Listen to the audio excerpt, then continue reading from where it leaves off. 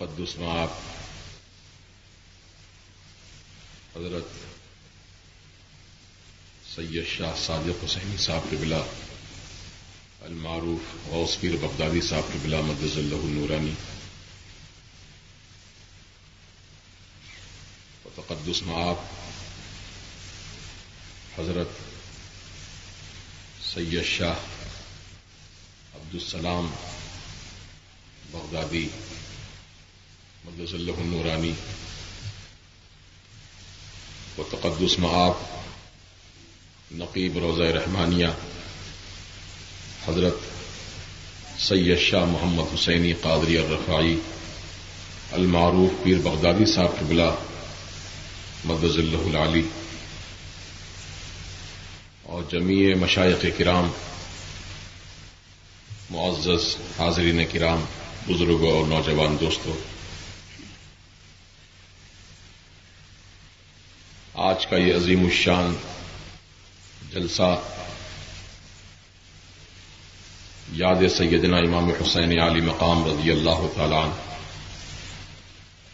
بضمن اعراس مبارک حضرت بڑے بغدادی صاحب قبلہ علیہ رحمت و رضوان و حضرت سیدنا سید پیر عبد الکریم بغدادی المعروف پیر بغدادی صاحب قبلہ علیہ رحمت و رضوان منعقد کیا گیا ہے۔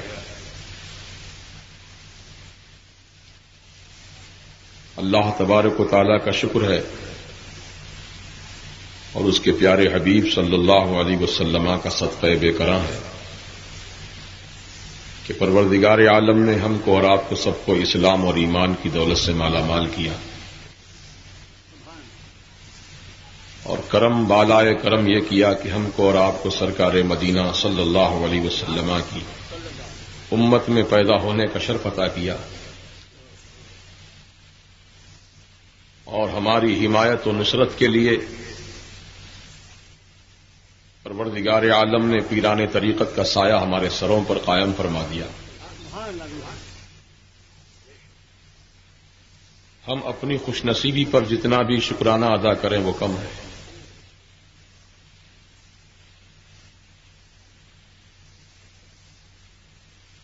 لوگ سمجھتے ہیں کہ ہمارے پاس دولت نہیں ہے، ہمارے پاس سرمایہ نہیں ہے، ہمارے پاس افرادی قوت نہیں ہے،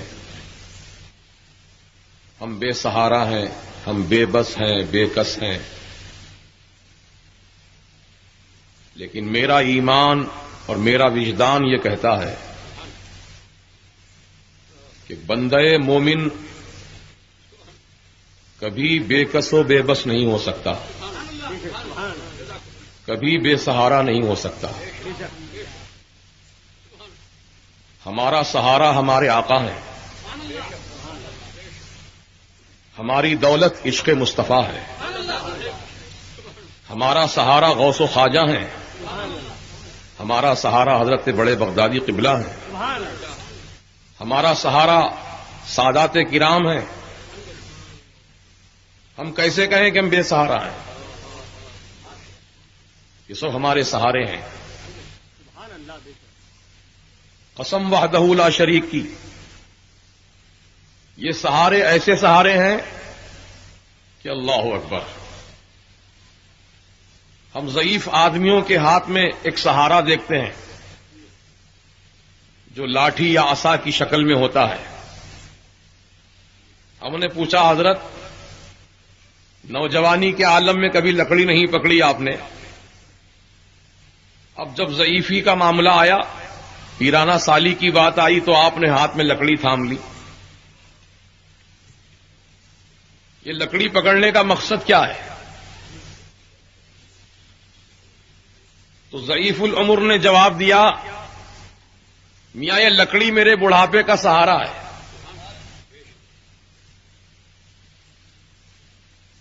یہ لکڑی میرے بڑھاپے کا سہارا ہے۔ محفل کا ادب ملحوظ رکھیے، غیر ضروری حرکت کو سکنات سے پرہیز کیجیے، کیونکہ مقرر اور سامعین کی توجہ بڑھتی ہے۔ میں بہت ہی انتہائی مؤدبانہ انداز میں معروضہ کر رہا ہوں کہ کہ آنے والے حضرات جو بھی آ رہے ہیں وہ اپنی اپنی نشست سنبھالیں گے اور منتظم حضرات اپنے مقام پر تشریف رکھیں تاکہ یکسوئی باقی رہے. درود پاک پڑھ لیجیے. اللہم صلی وسلم بارک علی سیدنا و شفیعنا و نبینا و مولانا محمد کما تحب و ترضى بأن تصلی علیہ صلاۃ و سلاما علیک یا رسول اللہ صلی اللہ تعالی علیہ وسلم. میں نے پہلے ہی کہا تھا کہ بزرگان دین کی محفل ہے، یہاں دلوں کو سنبھال کر آنا ہے،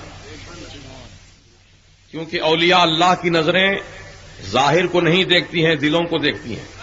کیا لے کر آ رہا ہے ارادہ دل میں، کیا نیت لے کر آ رہا ہے دل میں. علماء کی نظر ظاہر پر ہوتی ہے، اولیاء کی نظر دلوں پر ہوتی ہے. اسی لیے کہا گیا اولیاء کی محفل میں آؤ تو زبان کو قابو میں رکھو، علماء کی محفل میں آؤ تو زبان کو قابو میں رکھو، اور اولیاء کی محفل میں آؤ تو دل کو قابو میں رکھو. ان کی نظریں دل پر ہوتی ہیں. بہرحال میں مثال عرض کر رہا تھا کہ ضعیف العمر شخص ہاتھ میں لکڑی تھامتے ہیں، عصا پکڑتے ہیں. ہم نے پوچھا حضرت جوانی کے عالم میں آپ نے کبھی لکڑی نہیں پکڑی، جب بڑھاپا آیا تو ہاتھ میں لاٹھی پکڑنے کا مقصد کیا ہے؟ کیا کسی سے لڑنے کا ارادہ ہے، مقابلہ کرنے کا ارادہ ہے، کسی پر حملہ آور ہونا چاہتے ہیں آپ؟ یہ لکڑی پکڑنے کا مقصد کیا ہے؟ تو ضعیف العمر شخص نے ببانگ دوہل کہا یہ میری ضعیفی کا سہارا ہے. کہا مطلب یہ کہ جب میں اس لکڑی کو تھام کر چلتا ہوں تو لکڑی مجھے گرنے سے بچا لیتی ہے، ٹھوکر لگنے سے بچا لیتی ہے، گڈھے میں گرنے سے بچا لیتی ہے. تو میرا ایمان پکار اٹھا کہ ایک بے جان لکڑی میں جب اتنی طاقت ہے، ایک بے جان لکڑی میں اتنا اثر ہے کہ وہ گرنے سے بچا لیتی ہے، ٹھوکر کھانے سے بچا لیتی ہے، گڈھے میں جانے سے بچا لیتی ہے، تو خدا کی قسم بے جان لکڑی کا جب یہ کمال ہے تو سارے عالم کی جان عالم محمد رسول اللہ صلی اللہ تعالی علیہ وسلم کو جس نے اپنا سہارا بنا لیا، ان کی آل کو جس نے اپنا سہارا بنا لیا، وہ کیسا سہارا ہوگا؟ نہ تم کو دنیا میں گرنے دیں گے، نہ محشر کے میدان میں تمہیں گرنے دیں گے.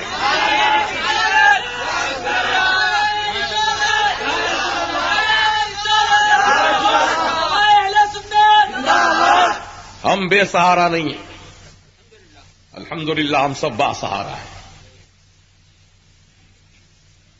اولیاء اللہ کی بارگاہیں وہ ہوتی ہیں میاں اللہ اکبر. ایک رئیس اللہ کے ولی کی بارگاہ میں آ کر پتھر پیش کیا جس کا نام ہے پارس. کہا حضرت یہ رکھ لیجئے کام آئے گا. اللہ والوں سے کہہ رہا کام آئے گا. کہا کیا کام آتا ہے؟ کہا حضرت یہ پارس پتھر ہے، آپ جس دھات پہ بھی اس کو گھس دیں گے، جس دھات سے بھی آپ اس کو مس کر دیں گے، وہ دھات سونے کی بن جائے گی. لوہے کو لگا دو تو لوہا سونے کا، پیتل کو لگاؤ تو پیتل سونا، تانبے کو لگاؤ تو تانبا سونا. اچھا یہ پارس پتھر میں یہ کمال ہے کہ دھات کو سونے میں تبدیل کر دیتا ہے؟ ہاں حضرت بہت قیمتی پتھر ہے، آپ کی خدمت میں نظر کر رہا ہوں، رکھ لیجئے کام آئے گا. اللہ والے نے کہا رکھ لے تو اپنے پاس، تیرے کام آئے گا، تیرے کام آ سکتا ہے، مجھے اس کی ضرورت نہیں ہے. بہت اصرار کیا، حضرت نے کہا لے جا اپنا پتھر واپس، نہیں چاہیے مجھے. جب اصرار بڑھتا گیا تو حضرت کو بھی جلال آ گیا. حضرت مٹی کے لوٹے میں پانی لے کر وضو فرما رہے تھے کہ وضو کرتے کرتے آپ نے مٹی کے لوٹے کو دیوار سے مس کر دیا. جیسے ہی مٹی کے دیوار کو مٹی کا لوٹا مس کیا، قسم وحدہ لا شریک کی پوری دیوار سونے کی بن گئی، پوری دیوار سونے کی بن گئی. تو رئیس زادہ کہنے لگا حضرت یہ کیا ہے؟ تو کہا تیرے ہاتھ میں جو ہے وہ پارس ہے اور میرے سینے میں جو ہے وہ پارسائی ہے، وہ پارسائی ہے جو تو دیکھ رہا ہے یہ کمال. اللہ والوں کو کیا ضرورت ہے کسی پارس پتھر کی، وہ خود پارس ہے سرتاپا. بتلاؤں تمہیں کیسے کیا کیا نظر آتا ہے جس کی نظر جیسی ویسا نظر آتا ہے. تو ہم کو چاہیے کہ ہم اس وقت تک طریقت کی منزلوں کو نہیں پا سکتے جب تک کہ شریعت کی ہم پابندی نہ کریں. لہذا نمازوں کی پابندی ہر مسلمان مرد و عورت کے لیے ضروری ہے. یاد رکھیے ہم جس عظیم الشان امام حسین عالی مقام رضی اللہ تعالیٰ عنہ کی یاد میں جمع ہوئے ہیں اور آپ کے نام سے جلسہ بھی منعقد کیا گیا ہے. آپ کی سیرت مبارکہ کا پہلو آپ اٹھا کر دیکھیں تو پتا چلے گا کہ کربلا کی دھرتی پر صبح 10 محرم کی صبح فجر کی نماز کے بعد سے لے کر آپ نماز ظہر تک 72 جنازوں کو تنہا اٹھائے ہیں. 72 جنازوں کو تنہا اٹھائے ہیں. غم و الم کا طوفان تھا جو امٹتا ہوا چلا آ رہا تھا اور تنہا حسین ہے جو سارے غم اور الم کو برداشت فرما رہے ہیں. لیکن نہ زبان پر حرف شکایت آیا نہ پیشانی پر بل پڑا بلکہ آپ ہر حال میں اللہ کی تعریف فرماتے رہے. چنانچہ آپ کے سب سے چھوٹے شہزادے سیدنا علی اصغر جن کی عمر پاک صرف 6 ماہ کی تھی وہ چلنے کے لائق نہ تھے چلنے کے قابل نہ تھے لیکن امام حسین رضی اللہ تعالیٰ عنہ کو آپ کے مقدس نانا جان حضور سید عالم صلی اللہ تعالی علیہ وسلم نے یہ پہلے ہی درس دے دیا تھا کہ بیٹے حسین میرے دنیا سے پردہ کرنے کے بعد تمہاری گود میں 6 مہینے کے علی اصغر ہوں گے. تم پسو پیش نہ کرنا بلکہ تم اپنے شہزادے کو لے کر میدان کربلا میں جانا اور اسلام کو بچانا, ایمان کو بچانا, شریعت کو بچانا, کعبے کے جاہ و جلال کو بچانا, گنبد خضرا کے جمال کو بچانا, میری امت کی تقدیر کو بچانا. چنانچہ امام حسین علی مقام رضی اللہ تعالیٰ عنہ اپنے نانا جان کی بتائی ہوئی وصیت کے مطابق آپ عمل فرماتے ہیں اور 6 مہینے کے شیر خوار سیدنا علی اصغر کو اپنی گودی میں لے کر آتے ہیں. جو چل کر آنے کے لائق نہ تھے وہ اٹھا کر لائے گئے. کوئی بات نہیں, وہ جھاڑ کا ایک پھاٹا ٹوٹ گیا ہے, کوئی ایسی بات نہیں. ابھی توجہ رکھیے, درود پاک پڑھ لیجیے. اللہم صلی علی سیدنا و شفیعنا و نبینا مولانا محمد و آلہ وصحبہ اجمعین صلاۃ و سلام علیک یا رسول اللہ. جو چل کر آنے کے لائق نہ تھے میدان کارزار میں وہ اٹھا کر لائے گئے اور امام حسین نے اپنے فرزند دلبند کے لیے پانی طلب کیا اور فرمایا کہ دیکھو اگر میرے اس بچے کے حلقوم میں چند قطرے تم پانی کے ڈال دو گے تو میں وعدہ کرتا ہوں قیامت کے دن اس کو اپنے نانا جان کے ہاتھوں سے کوثر کا جام پلواؤں گا. تو اس بات کو پیش نظر رکھتے ہوئے ہرگز یہ خیال نہ کریں کہ امام حسین پانی کے لیے مجبور تھے.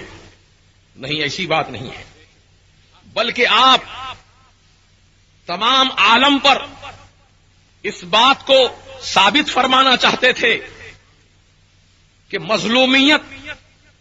مظلومیت کے مقام پر میں ہوں اور یزیدی فوجیں ظلم و ستم کے عادی ہیں. دنیا والے دیکھ لیں کہ بڑے تو بڑے شیرخوار بچوں پر بھی یہ رحم نہیں کھاتے ہیں. امام حسین مجبور نہیں تھے, آپ کو ایسا اختیار اللہ نے عطا کیا تھا کہ جس مقام پر آپ ٹھوکر لگا دیتے وہیں سے پانی کا چشمہ ابل پڑتا. لیکن امام حسین اپنی کرامت دکھانے نہیں گئے تھے, اپنا اختیار دکھانے نہیں گئے تھے, دین اسلام کو بچانے گئے تھے, نانا جان کی شریعت کو بچانے گئے تھے. اختیار دکھانا نہیں بلکہ شریعت کو بچانا مقصد تھا. چنانچہ آپ نے پانی طلب کیا, پانی تو نہیں دیا ظالموں نے, زہر میں بجھا ہوا ایک تیر پھینکا جو سیدھے فضاؤں کو چیرتا ہوا آیا, سیدنا علی اصغر کے حلقوم میں پیوست ہو گیا. بچے نے آخری ہچکی لی, ہمیشہ کے لیے آنکھوں کو بند کر لیا. انا للہ و انا الیہ راجعون. امام حسین علی مقام کی گودی میں شہزادے علی اصغر نے ہمیشہ کے لیے آنکھیں بند کر لیں, جام شہادت نوش کر لیا. امام حسین نے اس بچے کے گلے سے اس تیر کا پھل جب کھینچ کر نکالا ہوگا تو اس باپ کے دل پر کیا گزری ہوگی. اللہ اکبر. جب خون کا فوارہ نکلا تو امام حسین نے اپنے دونوں ہاتھ کے چلو میں خون کو بھر لیا. چاہتے تھے کہ اس خون علی اصغر کو آسمان کی طرف اچھال دیں. ارادہ کیا تھا, آواز آئی, اے حسین اس خون علی اصغر کو آسمان کی طرف نہ اچھالنا. اگر تم نے اس خون علی اصغر کو آسمان پہ اچھال دیا تو میرے عزت و جلال کی قسم ہے حسین میں قیامت تک آسمان سے پانی کی بوند نہیں برساؤں گا۔ امام حسین سکتے میں آ جاتے ہیں، لمحہ بھر کے لیے سوچتے ہیں آسمان پہ نہیں اچھال سکتا، ٹھیک ہے زمین پہ ڈال دیتا ہوں۔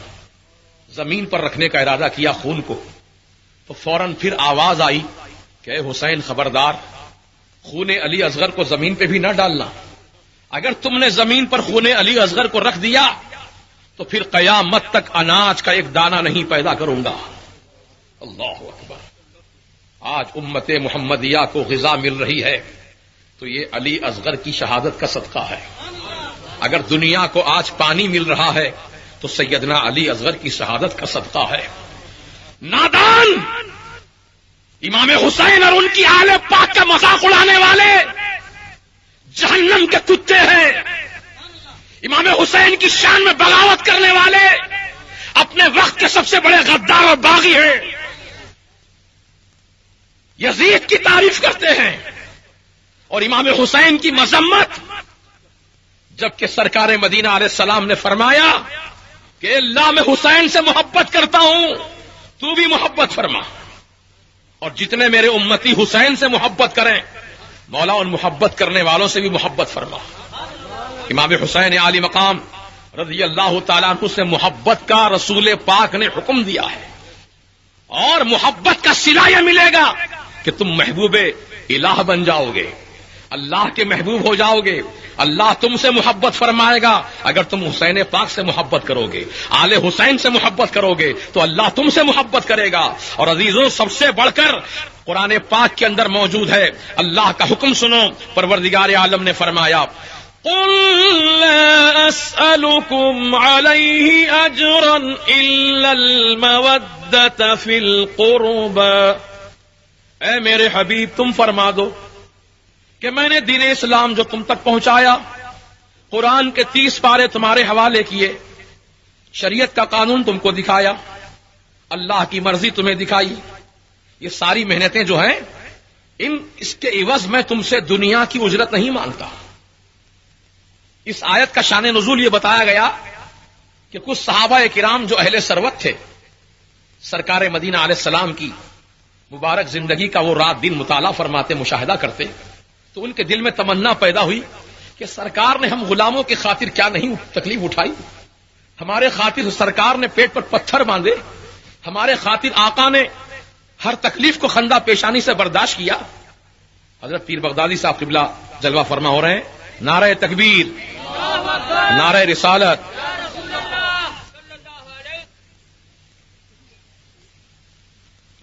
درود پاک پڑھ لیجیے، اللہم صلی وسلم بارک علی سیدنا و شفیعنا و نبینا مولانا محمد کما تحب و ترضى بأن تصلی علیہ صلاۃ و سلام علیک یا رسول اللہ صلی اللہ تعالی علیہ وسلم۔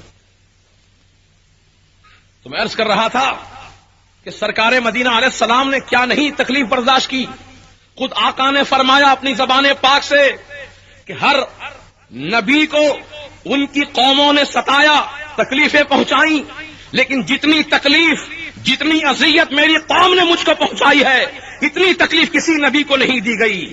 یہ سرکار مدینہ نے خود اپنی زبان پاک سے اعلان فرما دیا۔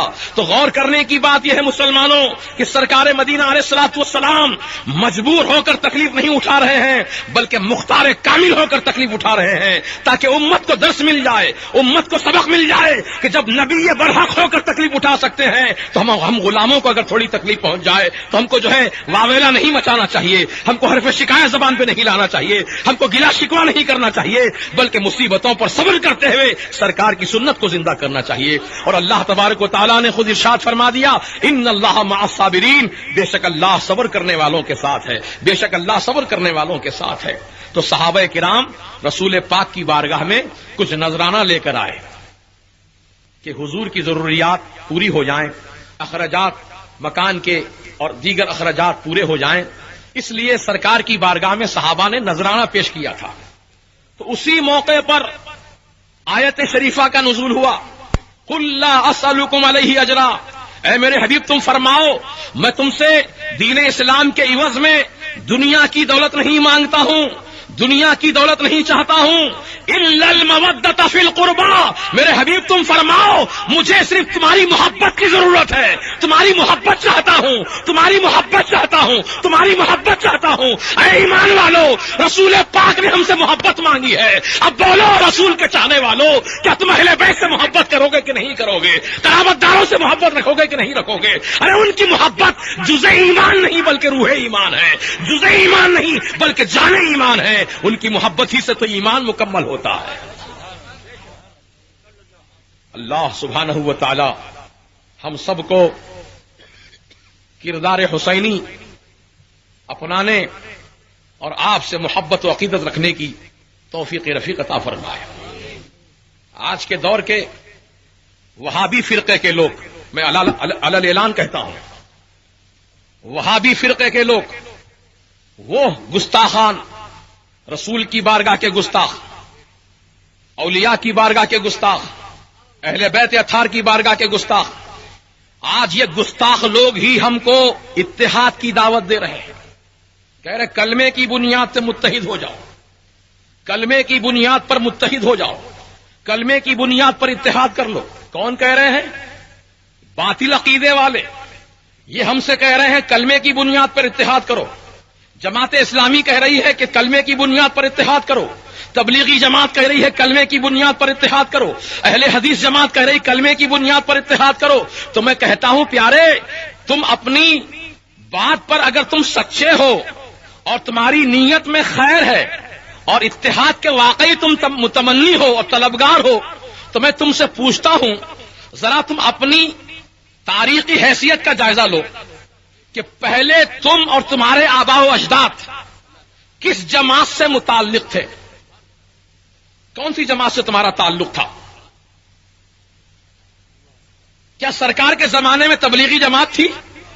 کیا سرکار کے زمانے میں جماعت اسلامی تھی؟ کیا سرکار کے زمانے میں اہل حدیث تھی؟ کیا سرکار کے زمانے میں چکڑالوی تھے؟ کیا اہل قرآن تھے؟ یہ سارے فرقے تو سن 1857 عیسوی کے بعد وجود میں آئے ہیں، اس سے پہلے اہل سنت و جماعت ہی کا فرقہ تھا، اہل سنت و جماعت ہی سرکار کے زمانے سے چلی آ رہی ہے، اور جتنی جماعتیں بنی ہیں بعد میں بنی ہیں، کسی کی 50 سال عمر ہے، کسی کی 100 سال عمر ہے، کسی کی 150 سال عمر ہے، کسی کی 200 سال عمر ہے، غرض کہ یہ 2-3 سال کے اندر باہر جماعتیں زیادہ بنی ہیں۔ تو میں کہتا ہوں تم جماعت اہل سنت سے پہلے تھے، اب جماعت سے تم باہر نکل کر اپنی نئی جماعت تم بنا چکے ہو، نئے عنوان سے جماعت قائم کر چکے ہو، اب تم ہماری جماعت سے الگ ہو کر ہم سے تم کہہ رہے ہو کہ اتحاد کرو، اتحاد کرو، اتحاد کرو۔ تو میں کہتا ہوں تم کو اگر اتحاد اتنا ہی محبوب تھا، اتحاد اتنا ہی پسند تھا، تو جماعت اہل سنت سے الگ ہو کر کیوں گئے؟ الگ ہی کیوں ہوئے تم اتحاد جب تم کو محبوب تھا؟ چلو ٹھیک ہے الگ ہو گئے، اب اللہ نے تم کو عقل دے دی، سمجھ میں آیا کہ اتحاد میں کیا برکت ہے، اتحاد میں کیا طاقت ہے، اتحاد زندگی ہے، انتشار موت ہے، اب تمہاری سمجھ میں آیا کہ واقعی اتحاد ہونا چاہیے۔ تو میں کہتا ہوں کہ اتحاد اگر تم چاہتے ہو تو اہل سنت و جماعت ہی میں سے نکل کر تم جماعت الگ بنائے تھے، اب اپنی جماعتوں کو تحلیل کر دو اور واپس اہل سنت و جماعت میں آ کے ضم ہو جاؤ، انشاءاللہ اتحاد خود بخود قائم ہو جائے گا۔ جو جہاں سے کٹ کر گیا وہاں آ کر جڑ جائے، اتحاد قائم ہو جائے گا۔ وَاعْتَصِمُوا بِحَبْلِ اللَّهِ جَمِيعًا، تم سب مل کر اللہ کی رسی کو یعنی دین مصطفی کو مضبوط تھام لو اور آپس میں متحد رہو، تفرقہ اندازی نہ کرو۔ تو غوث پاک رضی اللہ تعالیٰ عنہ کا عرس 100-2 سال سے نہیں ہو رہا ہے۔ اللہ اللہ، میرے غوث پاک کو پردہ فرمائے ہوئے سینکڑوں سال گزر گئے، اور آج جس بزرگ شخصیت کی ہم یاد منا رہے ہیں حضرت سیدنا پیر عبد الرحمن بغدادی علیہ رحمت و رضوان کا یہ 80 سالہ عرس ہے۔ خواجہ بندہ نواز گیسودراز رحمت اللہ علیہ کا عرس 500 سال سے بھی زیادہ سے چلا رہا ہے۔ خواجہ غریب نواز علیہ رحمت و رضوان کا عرس 780 سال تک قریب پہنچ گئے ہیں آپ کو پردہ فرما کر۔ تو کہنے کا مطلب یہ ہے کہ ہمارے بزرگان دین کا عقیدہ اہل سنت و جماعت سے تھا، اور اسی لیے ان کا عرس اس زمانے سے چلا آ رہا ہے۔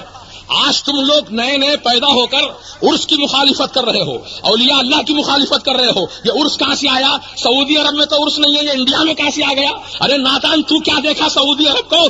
سعودی عرب خود 200 سال کی پیداوار ہے۔ سعودی عرب بن کے 200 سال ہو رہے ہیں. اس سے پہلے سعودی عرب نہیں تھا بلکہ حجاز مقدس نام تھا اس کا. حجاز مقدس. سب سے بڑے بدعتی تو تم لوگ ہو.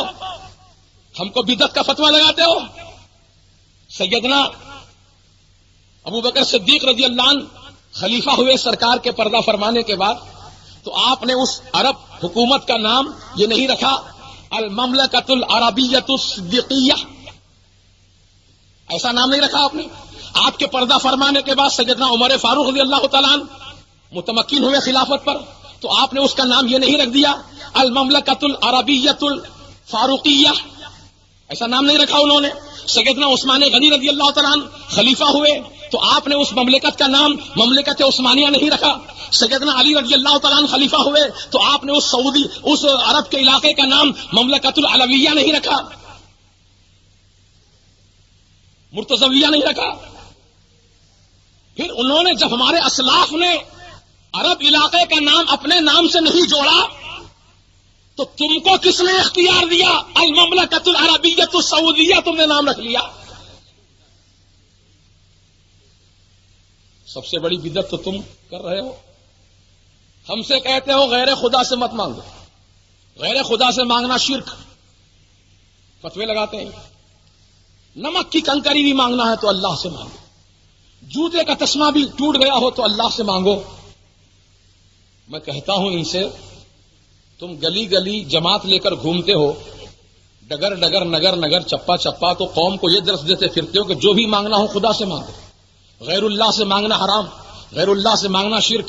غوث و خواجہ سے مت مانگو، اللہ سے مانگو. ان کے کہنے کا مطلب یہ ہوتا ہے اللہ سے مانگو، جو ڈائریکٹ مانگنا اللہ سے مانگو. تو جب میں پوچھتا ہوں کہ آج تمہاری مملکت خطرے میں ہے، تمہاری حکومت خطرے میں ہے، تو تم نے اپنی حکومت کو بچانے کے لیے غلاف کعبہ پکڑ کر دعا کیوں نہیں مانگی؟ اللہ تعالیٰ کی بارگاہ میں عرض کرتے مولا ہماری حکومت کو خطرہ ہے، تو بچا لے. کعبہ تو تمہارے پاس ہے نا، تم کعبے کے قریب ہو. مدینہ طیبہ تمہارے پاس ہے، تم مدینے کے قریب ہو. لیکن تم نہ اللہ کے دربار میں گئے نہ رسول پاک کے دربار میں گئے. کہاں گئے؟ امریکہ کے جارج بش کے دربار میں گئے. کہا البش یا بش المدد. ٹونی بلیر کے پاس گئے، کہا ٹونی بلیر المدد. بولو یہ صحیح ہے کہ غلط ہے؟ میں حقائق کا اظہار کر رہا ہوں. ہم سے کہتے ہیں غیر اللہ سے مدد مانگنا شرک. جارج بش کیا تمہارا خدا ہے؟ ٹونی بلیر کیا تمہارا خدا ہے جو اس سے تم مدد مانگے؟ اور اس کی فوجوں کو بلا کر اپنے پاس رکھا، پال رہے ہیں انہیں. شراب دی جا رہی ہے پینے کے لیے، خنزیر کے گوشت کا انتظام کیا جا رہا ہے ان کے کھانے کے لیے. کون کر رہے ہیں؟ یہی شاہ لوگ کر رہے ہیں، یہ حکومت چلانے والے لوگ کر رہے ہیں. خنزیر کا گوشت بھی لا کے دے رہے ہیں، شراب پینے کے لیے دے رہے ہیں، عیاشی کے لیے ان کے سامنے عورتوں کو پیش کر رہے ہیں. یہ ساری باتیں اس مقدس سرزمین پر ہو رہی ہے. یقین جانو قیامت قریب آ گئی، قیامت قریب آ گئی. دجال کا فتنہ بہت زیادہ عام ہو گیا ہے. اے ایمان والو اپنے ایمان کی سلامتی چاہو، ایمان کی حفاظت کا انتظام کر لو. روزانہ میں کہتا ہوں 2 رکعت نفل نماز پڑھو، اس نیت سے پڑھو کہ یا اللہ اس نماز کے صدقے میں، اپنے پیارے رسول کے صدقے میں ہمارے ایمان کو محفوظ رکھ. کیونکہ آج لٹیرے عام ہو گئے ہیں، لٹیرے عام ہو گئے ہیں. ایمان کو برباد کرنے والے گلی گلی گھوم رہے ہیں، مختلف انداز سے آ رہے ہیں. کوئی لمبی داڑھی، اتنی لمبی داڑھی لے کر آ رہا ہے کہ اللہ اکبر دیکھتے ہی ہم کو شرم آ رہی ہے. اتنی لمبی داڑھی، اتنی لمبی داڑھی. انشرٹ کے اندر بھی داڑھی چلے جا رہی ہے، انشرٹ کے یعنی پینٹ کے اندر بھی داڑھی چلے جا رہی ہے. اتنی لمبی داڑھی. اور ایک مقام پر دیکھا ایک شخص کو اتنی لمبی داڑھی تھی کہ پیر تک ٹخنے تک داڑھی پہنچ گئی تھی. یعنی انہوں نے حدیث رسول کا مطلب یہ لیا ہے کہ سرکار نے فرمایا داڑھی چھوڑو، مونچھ مڈاؤ. تو چھوڑو کہا حضور نے، یہ نہیں کہا کہ 1 مٹھی رکھو 2 مٹھی رکھو، بس چھوڑو. اس لیے ہم چھوڑ دیے ہیں پوری. اب کہاں تک جا رہی ہے؟ وہ قدموں تک آ رہی ہے. تو میں کہتا ہوں کیا یہ اسلام کا اصول ہے کہ تم بالکل بندر سے بھی زیادہ خطرناک معلوم ہو؟ لنگور جیسی صورت نظر آتی ہے ان کی، چہرے سے پہلے نور ختم، پھر اوپر سے لمبی لمبی داڑیاں رکھ کر اسلام کا یہ لوگ مذاق اڑا رہے ہیں. داڑھی رکھنے کا بھی اصول ہے. میرے آقا نے فرمایا 1 مٹھی 2 انگل داڑھی رکھو، یہ سنت مصطفیٰ ہے. 1 مٹھی 2 انگل، اس سے بڑھ جائے تو اس کو تراش سکتے ہیں آپ، اجازت ہے رسول پاک کی طرف سے. اور مونچھ مڈانے کا حکم نہیں ہے. یہ مونچھ مڈانے والے جو ہیں وہ سمجھ لیں کہ ترشوانا مونچھ کو قینچی سے ترشوانا ہے، منڈوانا نہیں ہے. اگر کوئی ایسی غلطی کر رہے ہو تو آئندہ احتیاط کریں. اللہ تعالی ہم سب کو عمل خیر کی توفیق رفیق عطا فرمائے. تو امام حسین علی مقام رضی اللہ تعالیٰ عنہ سے محبت رکھنا یہ قرآن کا بھی حکم ہے، رسول پاک کا بھی حکم ہے. اور آج کے دور میں جو یزید کے چاہنے والے پیدا ہوئے ہیں اور کہہ رہے ہیں یزید اچھا تھا، یزید حق پر تھا، تو میں آپ سے اتنا ہی کہہ کر گزرنا چاہتا ہوں کہ اگر کوئی آپ کے سامنے یزید کی تعریف کرے، یزید کو اچھا کہے، تو فوراً ہاتھ اٹھا کر دعا دے دینا کہ یا اللہ یہ یزید کو اچھا کہہ رہا ہے، اس کا حشر یزید کے ساتھ کر، اس کا حشر یزید کے ساتھ کر. اور ہم حسین کو اچھا کہہ رہے ہیں، مولا ہمارا حشر حسین پاک کے قدموں میں کر. عزیزان محترم، تو آج ہم کو ان تمام باتوں کی طرف توجہ کرنا ہے اور اپنے ایمان کی حفاظت کرنا ہے. بہت سے لوگوں کو ہم نے دیکھا جو سلسلے سے وابستہ بھی ہیں، قادری گھرانے سے، چشتی گھرانے سے، نقشبندی گھرانے سے، سہروردی گھرانے سے، لیکن وہ لوگ بھی بیچارے بھولے بھالے عوام ہیں، نہ جانے کون سی جماعتوں میں جا کے جڑ گئے، اپنے بچوں کو بھیج رہے ہیں. ابھی گرمی کا سیزن شروع ہونے والا ہے، بچوں کو تعطیلات ہونے والی ہیں. یہ لٹیرے آئیں گے گھروں پر آپ کے، کہیں گے نوجوان بچوں کو بھیجیے 40 دن کے لیے، ان کو ہم سدھار کے لاتے ہیں. ہرگز مت بھیجیے. بچہ جاہل رہ جائے اچھا ہے، لیکن بے ایمان نہیں ہونا چاہیے. یہ اپنی صحبت میں لے جا کر بچے کو بے ایمان بناتے ہیں، گستاخ رسول بناتے ہیں. ہمیں نہیں چاہیے ایسی تعلیم، ہمیں نہیں چاہیے ایسے چلے چھٹی. الحمدللہ ہمارے بزرگوں کی تعلیمات ہمارے لیے کافی ہیں. اپنے بچوں کو ہم دنیا کی تعلیم کے ساتھ ساتھ دین کی تعلیم کا بھی انتظام کریں. اور سرکار مدینہ علیہ السلام کا فرمان عالی شان ہے کہ بچے جب پیدا ہوں تو ان کو سب سے پہلے رسول کی محبت سکھاؤ، پھر آل رسول کی محبت سکھاؤ، پھر اس کے بعد قرآن پاک کی تعلیم دو. پہلے رسول اور آل رسول کی محبت سکھانے کا حکم ہے، اس کے بعد پھر قرآن پاک کی تعلیم. چونکہ ہم لوگ اس فرض منصبی کو فراموش کر چکے ہیں، اس لیے آج گھر گھر میں وہابیت پھیل گئی، گھر گھر میں فتنے پھیل گئے. اور میں تو الحمدللہ ہندوستان پورا گھومتا ہوں، پورے بڑے بڑے شہروں میں میری تقریریں ہوتی ہیں بفضل خدا فیضان مصطفیٰ صلی اللہ تعالی علیہ وسلم. ہر جگہ میں نے مباہلے کا چیلنج دیا ہے ان وہابیوں کو. میں نے کہا کہ آج تک بہت مناظرے ہوئے، مباحثے بہت ہوئے اور مجادلے بہت ہوئے، لیکن نتیجہ کچھ نہیں نکلا. پھر جہاں کا وہاں مسئلہ کھڑا کا کھڑا نظر آتا ہے. میں کہتا ہوں آج مناظرے کی ضرورت نہیں ہے، مباحثے کی ضرورت نہیں ہے، دلیل و حجت کی ضرورت نہیں ہے. ہم دلیل دیتے دیتے تھک گئے، تم دلیل سننے کو تیار نہیں، تم دلیل ماننے کو تیار نہیں. تو آخری دلیل یہ ہے مباہلے کی کہ آؤ ایک بڑے میدان میں ساری جماعتوں کے ایک ایک مولوی آئے، سب جماعت کا ایک ایک مولوی آئے، سب جماعتوں کا ایک ایک بانی آئے یا اس کا نمائندہ آئے، اور اہل سنت و جماعت کی طرف سے یہ خادم غوث، یہ غلام غوث، یہ غلام خواجہ، یہ غلام احمد رضا، یہ غلام پیر بغدادی، انشاءاللہ یہ اہل سنت و جماعت کی طرف سے نمائندہ بن کر آئے گا. اور کیا کرے گا؟ آ کر میں اعلان کروں گا کہ اہل سنت و جماعت کا عقیدہ سچا ہے، اہل سنت و جماعت کا عقیدہ حق ہے. یعنی میرے سرکار حضور سید عالم علیہ السلام اللہ کا نور ہیں اور بے مثال بشر ہیں. میرے آقا کو اللہ نے علم غیب کے خزانے عطا فرمائے، میرے آقا کو اللہ نے اختیارات عطا فرمائے. میرے آقا آج بھی اپنی قبر انور میں زندہ ہیں. میرے آقا کو اللہ تعالیٰ نے رحمت للعالمین بنا کر بھیجا ہے. میرے آقا کو پروردگار عالم نے شفیع المذنبین بنایا ہے. شفاعت کا صحرا آپ ہی کے سر باندھا گیا ہے. میرے سرکار زندہ ہیں، آج بھی زندہ ہے، صبح قیامت تک زندہ ہے. میرے سرکار کی زندگی کی میں قسم کھا کر کہتا ہوں کہ تو زندہ ہے واللہ، تو زندہ ہے واللہ. میری چشمے عالم سے چھپ جانے والے، اگر تمہارے پاس آنکھ ہو تو رسول کا جلوہ آج بھی تم دیکھ سکتے ہو. سینے میں عشق مصطفیٰ ہو تو آج بھی تم رسول کا جلوہ دیکھ سکتے ہو. عزیزان محترم، عشق رسول کی ضرورت ہے، عشق رسول کی ضرورت ہے. جس دن یہ عشق تمہارے سینے میں مکمل ہو جائے گا، رسول کا جلوہ نظر آ جائے گا، رسول کا دیدار نظر آ جائے گا. حضور سیدنا غوث پاک رضی اللہ عنہ کی محفل ہے. حضور غوث پاک واز فرما رہے ہیں. اچانک واز کے دوران آپ نے فرمایا کہ اہل محفل مانگو دعا، کیا مانگنا چاہتے ہو تمہاری دعا قبول ہو جائے گی. عبد القادر ضمانت دیتا ہے اس بات کی. سبوں نے اپنے اپنے ہاتھ اٹھائے. کوئی ولایت کی دعا مانگ رہا ہے، کوئی حافظ قرآن بننے کی دعا مانگ رہا ہے، کوئی ولی بننے کی دعا مانگ رہا ہے. جتنے منہ تھے اتنی دعائیں تھیں، لیکن سب سے آخر میں ایک اللہ والے بیٹھے تھے جن کا نام حضرت سیدنا علی ابن بیٹھے تھے. انہوں نے بھی ہاتھ اٹھائے، دعا مانگی. اس کے بعد اچانک کیا دیکھا کہ پیران پیر غوث پاک رضی اللہ تعالیٰ عنہ اپنی کرسی خطابت سے نیچے اتر کر آئے، مجمع کو چیرتے ہوئے سب سے آخر میں بیٹھے ہوئے علی بن نصر ہیتی کے پاس جا کر سرکار غوث پاک ہاتھ باندھ کے ادب سے کھڑے ہو گئے. سارا مجمع بھی آپ کی اتباع میں کھڑا ہو گیا. بہت دیر تک پیران پیر کھڑے رہے. معمہ سمجھ میں نہیں آ رہا تھا، ایک سونے والے آدمی کے سامنے پیران پیر ہاتھ باندھ کر کیوں کھڑے ہیں، اس کا ادب کیوں کر رہے ہیں، اس کی تعظیم کیوں کر رہے ہیں. معمہ کسی سے حل نہیں ہو رہا تھا، کسی میں پوچھنے کی ہمت بھی نہ تھی، سب خاموشی ہیں، سناٹا چھایا ہوا تھا. پیران پیر بہت دیر تک کھڑے رہے. اس کے بعد پھر واپس اپنے مسند خطابت پہ تشریف فرما ہوئے. پھر آپ نے واز کا سلسلہ جاری فرمایا. جب محفل اختتام کو پہنچی تو پیروں کے پیر، میروں کے میر، ولی روشن ضمیر، غوث اعظم دستگیر، محبوب سبحانی، قطب ربانی، قندیل نورانی، میاں محی الدین شیخ عبد القادر جیلانی رضی اللہ تعالیٰ عنہ کی بارگاہ میں ایک سائل نے سوال کر لیا، حضور آپ ایک سونے والے آدمی کے سامنے ہاتھ باندھ کر بہت دیر تک کھڑے رہے اور آپ کی اتباع میں ہم بھی کھڑے رہے، حضور یہ کھڑے رہنے کی وجہ کیا تھی، غرض و غایت کیا تھی، سبب و علت کیا تھی؟ تو غوث پاک فرماتے ہیں سنو سنو، جس وقت میں نے کہا تھا دعا مانگو تمہاری دعا قبول ہو جائے گی، تو اللہ کے اس بندے نے یہ دعا مانگی تھی کہ اے اللہ اسی محفل میں، اسی مجلس میں اور اسی وقت مجھے رسول پاک کا دیدار عطا فرما دے، رسول پاک کا جلوہ دکھا دے. تو میں نے اس کی دعا پر آمین کہا، اللہ نے دعا قبول کر لی. اور اس کے خواب میں جد اعلیٰ تشریف لائے تھے، حالت خواب میں وہ دیکھ رہا تھا اور حالت بیداری میں دیکھ رہا تھا، اس لیے اپنے آقا کی تعظیم میں اٹھ کر کھڑا ہو گیا.